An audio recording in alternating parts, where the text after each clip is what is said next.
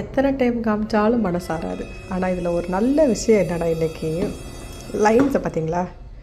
Enjoy life, love your self everyday. எவ்வளோ காமெடியாக இருக்குது பாருங்களேன். இதெல்லாம் பார்த்துட்டு இது மெயினாக இதெல்லாம் பார்த்துட்டு இதை படிக்கும்போது சிரிப்பு தான் தானால பொங்கி பொங்கி வருது. நாம் யாருக்கு என்ன தீங்கு செய்தோம்? நமக்கு மட்டும் ஏன் டெய்லி இவ்வளோ பாத்திரம் குமியுது? ரப்பனா. சரி, நம்ம செய்கிறோன்னா வேறு யார் செய்கிறது?